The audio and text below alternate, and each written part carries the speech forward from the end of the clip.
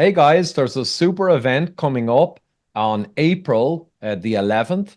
I'll actually be in the UK from the 12th to the 17th, so unfortunately I'm already booked and I miss it. But April the 11th in London, near the House of Commons, in a huge hall with a 900 capacity. There is a cover charge because the hall is expensive, but we need freedom people from all over the UK to turn up there, support Andrew Bridgen MP and some other fantastic speakers who are going to be talking about the things most crucial to our future and our children's future. And today I have Nick Martin, who approached me a few days ago, who'll give us a rundown of what's happening. And also, we'll have a little chat on the primary challenges we face in the world today. So great to see you, Nick. Many thanks, Ivor. We formed a new organization a few months ago called Adult Child Health and Environmental Support. And that's summarized or can be called ACHES, ACHES. And we are aching in our society, so we thought it was quite an appropriate name. But what we're trying to do is emulate what Robert Kennedy Jr.'s organization, CHD, does in America, and they cover a wide spectrum of things which are going on in our society. And they try to bring it out into the consciousness of humanity and point out different things which are going on. And we wanted to do the same in the UK. And we've got a range of speakers, and none of them really can be called conspiracy theorists because we don't want to appear to be like the stop oil people, getting up people's noses and ruining pictures in the National Gallery and gluing themselves to things and stopping pregnant women going to work. We're not like that. We want to put in front of people things which they might not have come across because the BBC won't tell them, nor will Sky.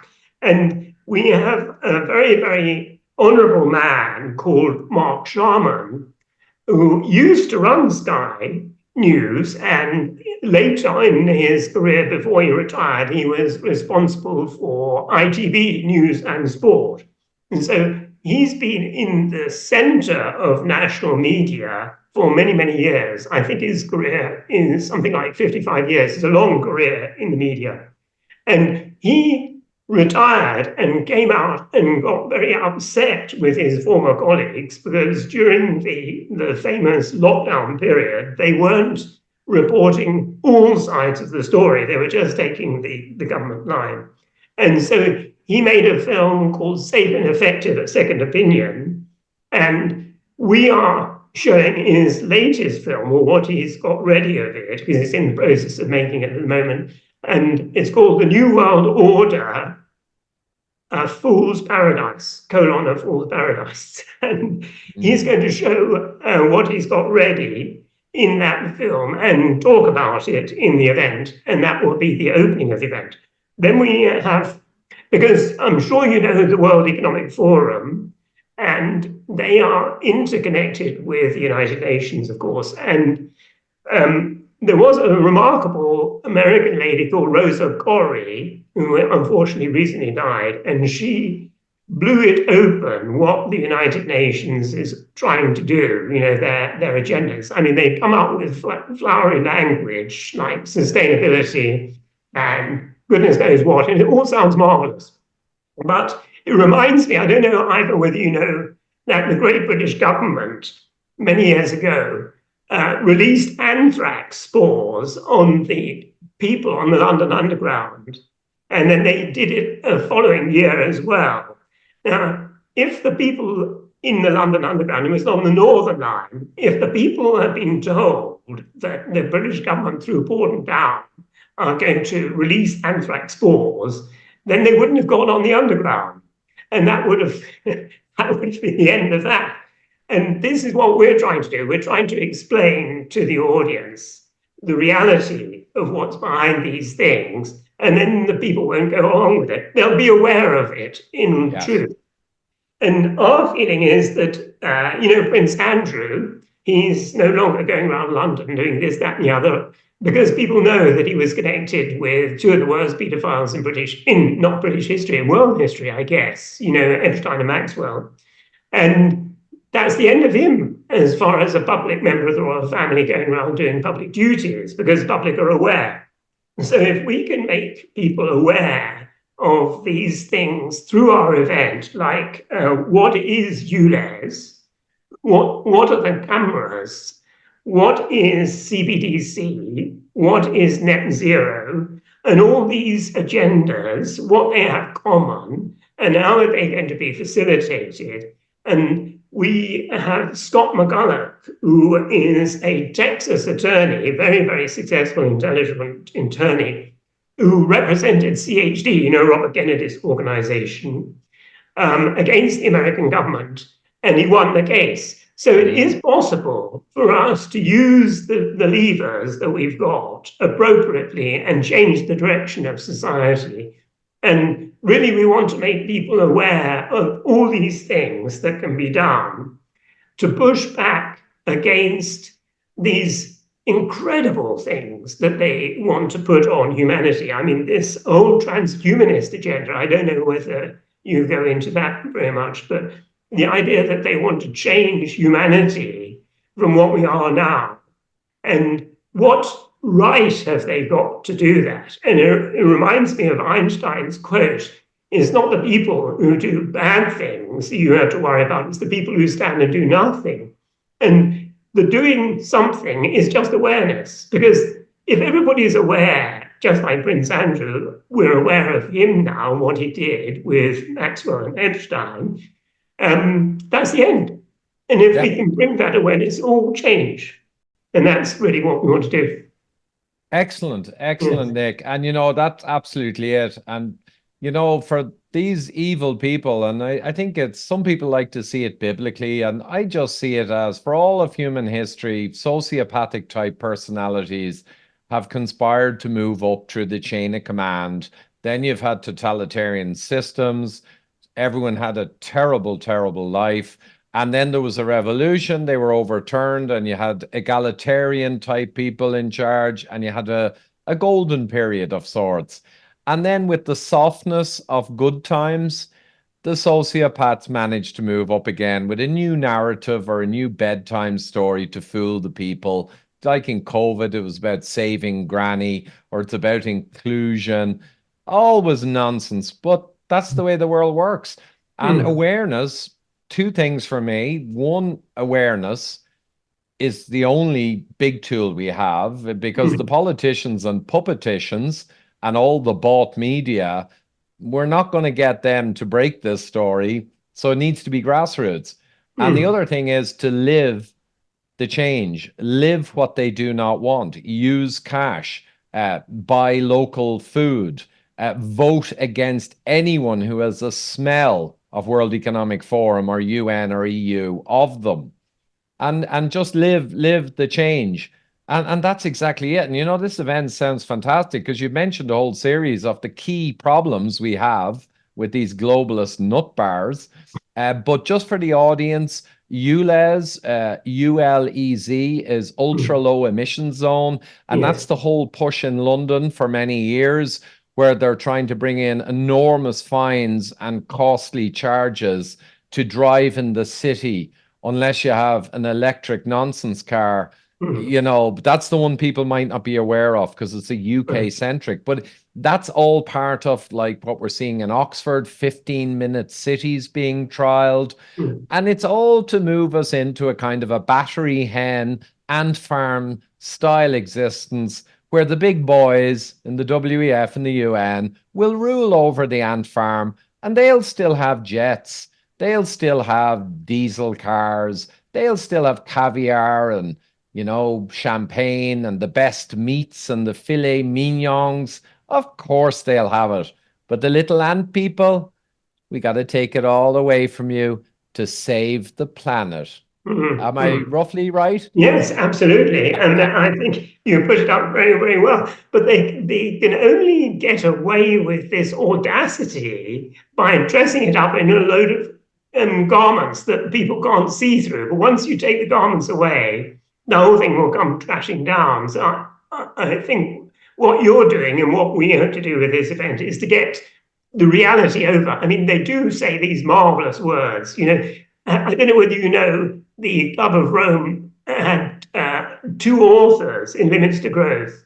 And the astonishing thing is, Ivor, if you look up Dennis Meadows, I don't know if you're familiar with him, Mm. he said he wants to reduce the population from 8 billion down to 1 billion, but he wants to do it nicely. So you'll be glad to know he wants to do it nicely. But this should be explained to people that they have an objective, as you said, because we're a menace to the earth, because we're consuming the resources, how dare we? And they bring up these concocted ideas like net zero, which, because they're presented so in such a believable manner, people accept it. But if people realize that, during the ice ages, by analysis of the glaciers, the CO2 content was 15 times as high as it is now, and no cars, no planes, then the whole thing collapses, doesn't it? So that's Yeah. what we have to do to get it over to people.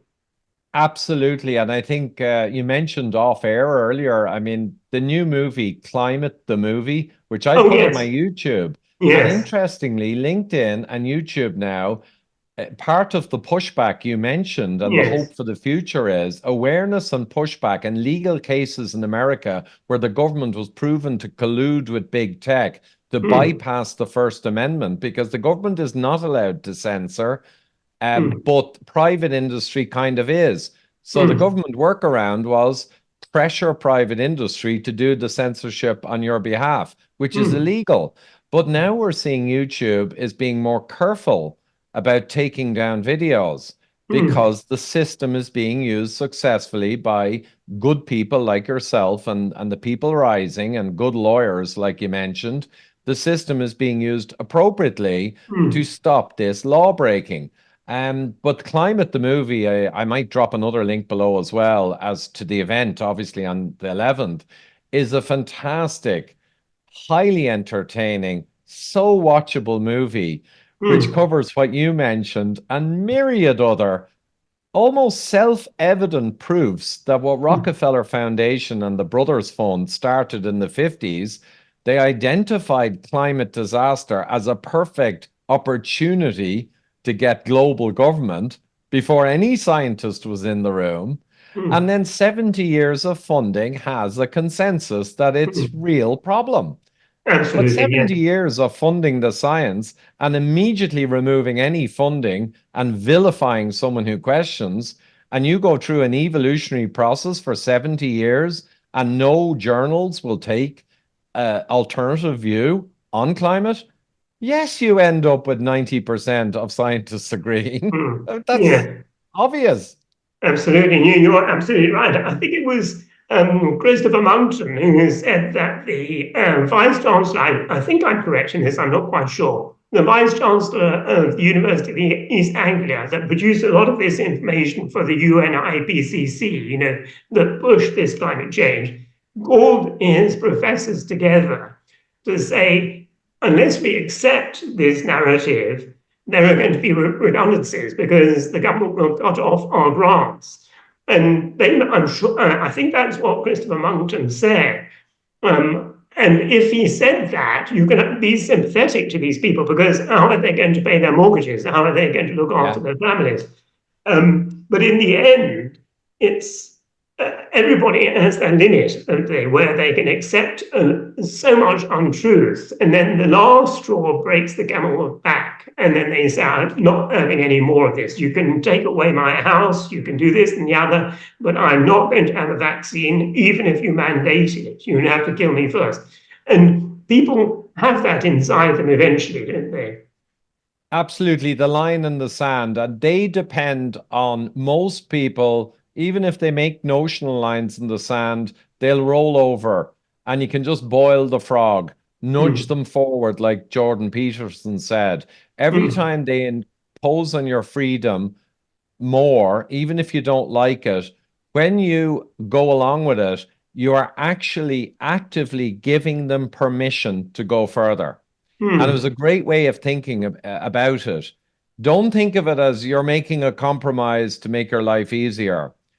Remember what you are doing. By complying, you are telling them loud and clear, you may go another step because I'm mm. accepting this one. And that's the Yeah. way everyone needs to get, not just the minority. So I absolutely agree, Nick. Well, I know we were going to keep this Yes. short and give a Yes. flavor, but Mm. maybe we'll finish up with just briefly again going through who's at the conference. I know Right. it's going to be a fantastic event. Hopefully you fill the 900 and Mm. all the freedom focused and people who are interested in their children and grandchildren's Yes. futures out there, the people in this movement against the globalists. This is a great place in London to meet and have a great shot in the arm, meeting like-minded people of ethics, upstanding, principled people. And I find going to these events is superb because I meet everyone virtually and it's great. But when I'm actually in Dubai or I'm in Florida in 2 months at another one, and I'm in the UK for a 5-day speaking tour, I Mm. get to meet the people in the flesh. It's Mm. huge.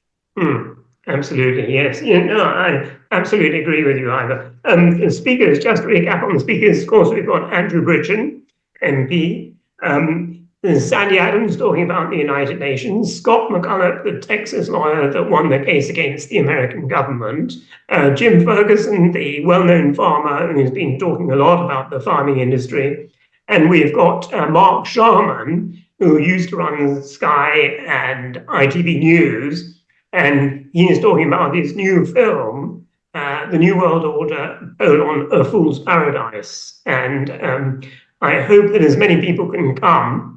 And it's easy to get the tickets. You just go on Eventbrite and there'll be a link, and then you go straight to the tickets. And if we make a code IV1, then you'll get a special discount for your followers. And I'll make sure that goes up there tonight on the promo codes for Eventbrite.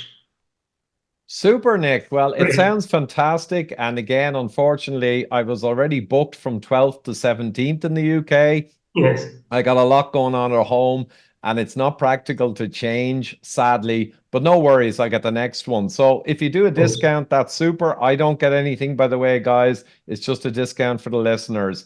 And it's going to be a great day. Is it the event approximately in length? It's probably on the Oh, yes, Eventbrite. sorry, Is yeah. it? It starts at 5 o'clock, and the doors open before then, so people can be seated. And then Mark will show us, I think, what is going to be the digital prison. You know, the way that the lockdowns in the future are going to be digitized, and or planned to be. I should say plan, because I think we'll stop it. Um, and then he's going to talk about it. Then we've got Sandy, and then all the other speakers come on, and the whole thing is finishing by 9:30. So it's not a late night. And if people want to socialize afterwards, then we'll put the names of local pubs where they can meet together afterwards. Well, being Irish, if I was there, sadly I'm not, but I'd really enjoy that bit too afterwards in the pub. But listen, thanks so much, Nick. It sounds Yes. superb. It's a big chunk of entertainment and meeting great people, and afterwards as well, socializing.